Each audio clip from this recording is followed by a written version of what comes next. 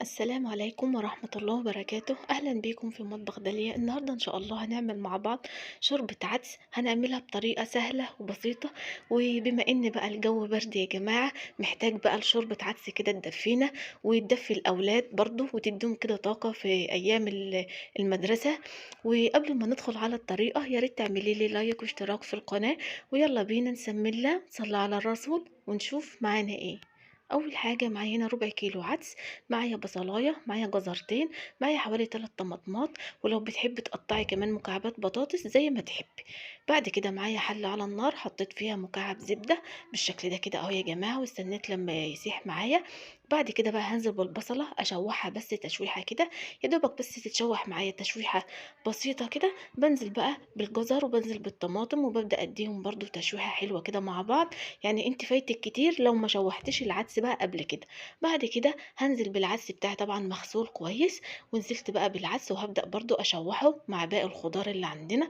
وطبعا انا لسه عندي توم ولسه عندي شعرية، لسه هبقى نضيفهم مع بعض واحنا شغالين. شوحت كده كل المكونات بتاعتي. بعد كده بقى بنزل بمية، اغطي العدس والخضار بتاعي كده بالشكل ده كده اهو يا جماعة. وطبعا من غير توابل ومن غير ملح ومن غير اي حاجة. هغطي عليه بقى واسيبه حوالي نص ساعة كده يستوي معانا بالشكل ده كده، شايفين؟ باخد كده يا جماعة حتة كده من الجزر، وبشوفه كده استوى ولا مستواش. شايفين؟ كده خلاص العدس بتاعنا استوى بالشكل ده كده، والخضار كمان. طبعا بقى هسيبه يبرد شوية قبل ما اضربه في الخلاط.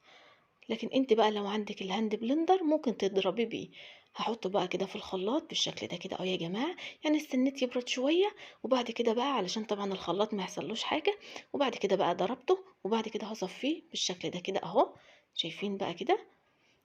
وكده خلاص العدس بقى جاهز معايا. بعد كده بقى عندي مكعب زبدة، سبته برضو يسيح بالشكل ده كده. وبعد كده بقى يا جماعة هنزل بشوية من الشعرية، طبعا زي ما بتحبي بقى. القوام بتاعه بيكون عامل ازاي، حابة تقللي حابة تزودي براحتك خالص.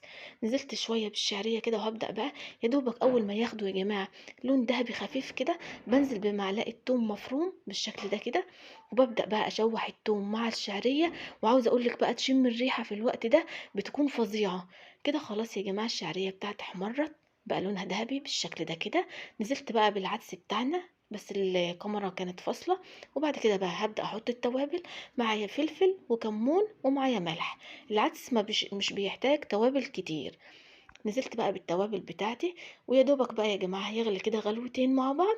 وبعد كده هنطفي عليه، يا دوبك بس الشعريه بتاعتي تستوي. وبعد كده طفيت عليه يا جماعه. شايفين بقى قوام العدس بتاعنا عامل ازاي؟ هبدا كده اصبه في الطباص بتاعتنا بالشكل ده كده يا جماعه، علشان بقى نقدمه مع بعض. شايفين؟ ما شاء الله. شويه شوربه عدس، شويه شوربه عدس بقى تدفينا كده في الجو البرد ده، وطعمه جميل جدا ومغذي كمان. شايفين بقى قوامه عامل ازاي؟ جربيه بقى بنفس الطريقه ان شاء الله يعجبك. وزي ما قلت لك، لو مش بتشوحي بقى العدس، شوحيه هيديك نتيجة حلوة جدا جدا. ووصفتنا خلصت النهاردة. اشوفكم على خير يا رب، والسلام عليكم ورحمة الله وبركاته.